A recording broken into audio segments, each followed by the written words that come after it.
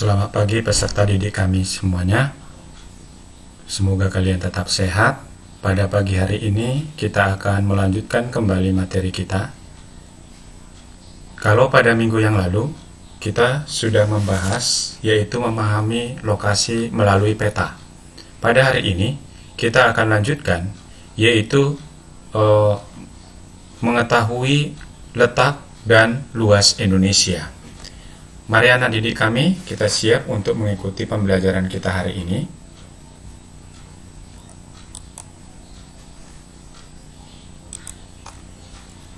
Jadi, ini adalah merupakan pembelajaran kita hari ini. Silahkan anak didik kami lihat buku paketnya, halaman 16-22 ya, tentang letak dan luas Indonesia. Jadi, kalau pada minggu yang lalu Bapak sudah menampilkan slide ini ya, ada peta, komponen peta. Sekarang kita yang ketiga ini dan yang keempat, yaitu mengetahui letak dan posisi geografis Indonesia melalui peta dan pengaruhnya posisi geografis Indonesia terhadap kehidupan. Ya. Nah, kalau kita mempelajari letak dan luas Indonesia, maka kita lihat dulu letak. Letak suatu wilayah itu dapat kita kelompokkan menjadi tiga. Ada namanya letak astronomis, ya. Ada yang kedua nanti letak geografis, dan yang ketiga adalah letak geologis. Letak astronomis itu apa? Letak astronomis itu adalah letak suatu wilayah berdasarkan garis lintang dan garis bujur. Garis lintang.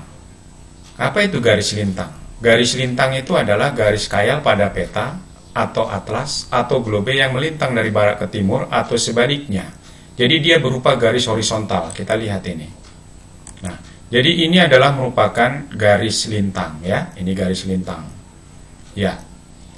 Jadi dia mengarah dari barat menuju ke timur.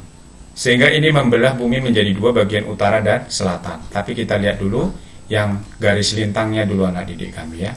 Nah, garis lintang ini fungsinya untuk apa ini? Atau yang disebut dengan garis horizontal ini. Fungsinya di sini adalah untuk menentukan iklim.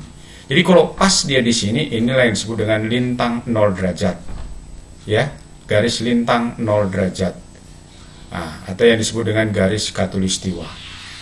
Nah, fungsi garis lintang ini adalah untuk menentukan iklim.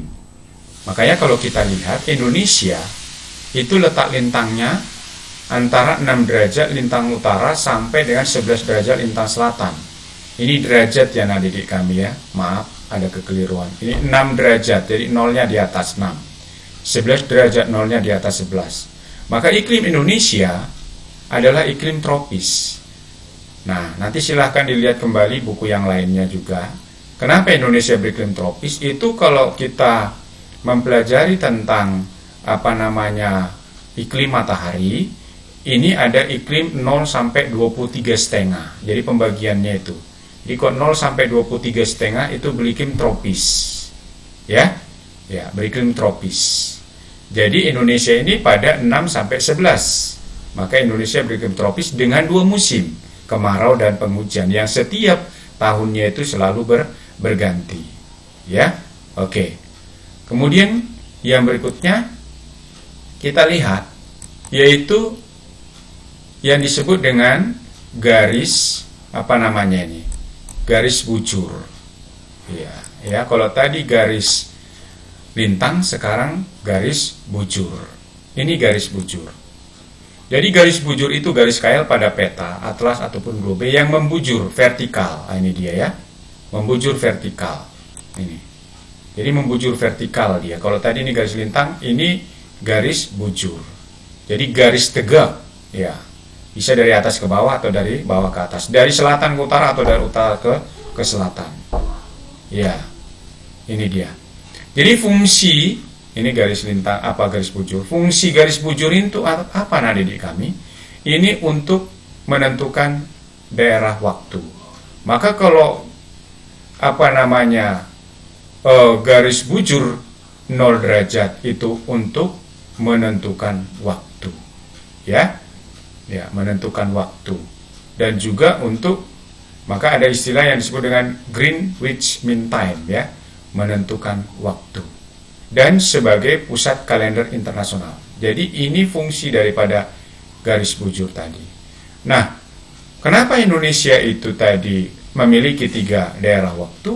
Karena setiap 15 derajat itu terjadi perbedaan waktu 1 jam. Nah, jadi Indonesia kalau kita lihat pada 95 derajat bujur timur sampai 141 derajat bujur timur. Kalau dikurangkan ini selisihnya 46. 46 dibagi 15 hasilnya sama dengan 3. Makanya Indonesia 3 daerah waktu. Waktu Indonesia Barat, waktu Indonesia Tengah, dan waktu Indonesia Timur. Jadi waktu Indonesia Barat. Jadi kalau kamu bagi itu nanti, ya. Nah, ini dia. Jadi maka terjadi perbedaan kecepatan waktu, ya. Jadi contoh Indonesia Barat dengan Indonesia Tengah perbedaan waktu 1 jam. Indonesia ke Timur 1 jam. Indonesia Barat ke Indonesia Timur 2 jam. Jadi itu garis bujur, ya. Bisa dipahami anak didik kami, ya. Kalau garis lintang tadi untuk menentukan iklim, garis bujur untuk menentukan waktu. Lanjut. Nah, yang kedua namanya adalah letak geografis Indonesia.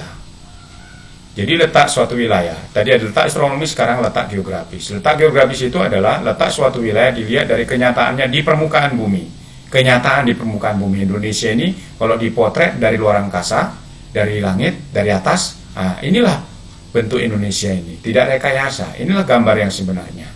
Ya, oke. Jadi kalau kita lihat Indonesia itu letak geografisnya itu di antara 2 benua. Benua Asia dan di sini benua Australia. Kemudian ada samudra, yaitu samudra Hindia dan samudra Pasifik. Makanya kalau anak didik kami kita lihat bahwa Indonesia itu berada pada posisi silang. Nah, tentu ini akan membawa dampak positif dan dampak negatifnya, baik dari sisi ekonomi, dari sisi sosial, dari sisi budaya dan sebagainya. Contoh kita lihat kalau misalnya dari sisi ekonomi, tentu Indonesia ini menjadi jalur pelayaran yang sangat ramai, sehingga ini bisa membawa devisa bagi negara kita, karena semua kapal-kapal asing yang hendak masuk ke Indonesia, ya, dari Eropa mungkin, ya, dari Eropa, dari Asia Timur mau menuju ke Australia melewati Indonesia. Nah, jadi ini membawa dampak, ya. Kemudian dampak sosial dan juga mungkin dampak budaya. Hingga kalau kita lihat bagaimana penyebaran daripada agama-agama Hindu, Buddha, ya, Kristen, Islam, ya, dan sebagainya. Ini adalah merupakan akibat daripada letak Indonesia yang sangat strategis kalau dilihat dari letak geografis kita. Lanjut. Nah, kemudian yang berikutnya adalah letak geologis, ya. Jadi letak geologis Indonesia itu pada pertemuan 3 lempeng. Ada lempeng Eurasia, lempeng Pasifik, dan lempeng Hindia. Nah, posisi tersebut membuat Indonesia memiliki banyak gunung api. Keuntungan dari letak geologi seperti ini, apa yang terjadi? Jadi, Indonesia itu memiliki beragam potensi sumber energi dan mineral. Nah, kemudian kalau kita lihat luas, ya, sekarang luasnya. Luas Indonesia itu kurang lebih 1.922.570 km persegi. Ya. Daratan. Sedangkan perairannya itu 3.257.483, artinya 2/3 perairan, 1/3 daratan. Kalau digabungkan daratan dan perairan Indonesia ini hampir sama itu dengan luas Eropa dan Amerika Serikat atau Australia. Ya. Jadi daratan ya, yang 1.922.570 km persegi ini terdiri dari 13.466 pulau, sehingga menjadikan Indonesia menjadi daerah kepulauan terbesar di dunia. Akibatnya apa? Indonesia memiliki garis pantai yang sangat besar yang mencapai 99.030 km. Nah, demikian anak didik kami untuk pembelajaran kita hari ini. Nanti akan Bapak untuk mendalami anak didik kami, silakan anak didik kami bisa mendalami melalui LKS yang Bapak berikan. Terima kasih.